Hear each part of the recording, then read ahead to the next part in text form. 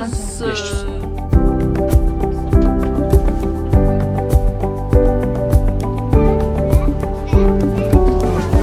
Oş pazarda iştegenime 13, 14, başta 15 yıl oldu da iştegenimiz. Anан күнүгө адам менен контакт көп болот бизде. Bir 300-250 адамдай келет да бизге постоянно күнүгө иштешебиз адамдар менен.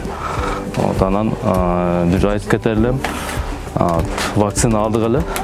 Ошо коргонуш үчүн коронавирустан, потому что коронавирустун осложнениясы өтө эле күчтүү да, даже кар эмес, бизге жаштарга да өтө мындай терс эмелерди берген да, иммунитет күчтүүлөргө мисалы үчүн бизге деле аябай эме берген да. Өзүм вакцина алдым, келинчегим вакцина алды, мен российский вакцина алдым, келинчегим китайский алды.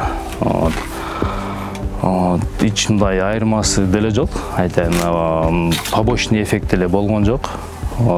Мындай неси жакшы, мисалы үчүн грипп менен уже ооруганыбыз жок.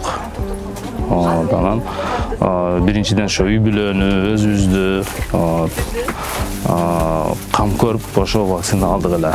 Ошон үчүн айтар элем, бүт соода кылган жерде эле, мисалы үчүн ашкана, бүт мындай адам көп болгон жерлерде ошо мүмкүн болушунча вакцина алыңыздар. Вакцина өтө керектүү нерсе да. Мисалы үчүн кар болгондо деле, мына жаштарга деле өтө таасир көп эме алат экен да, коронавирус. Ошон үчүн жаштар көп мындай иммунитетке ишене бербей, ошо вакцина кылсаңар, ошону айтып кетет элем да.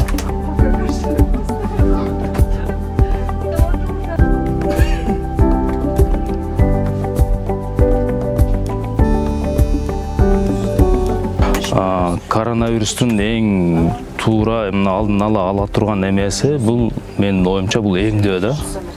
Калган варианттар уже жок да. Эмдөө эң алгачкы жолу ушул болот да. Коронавирустун алдын ала турган.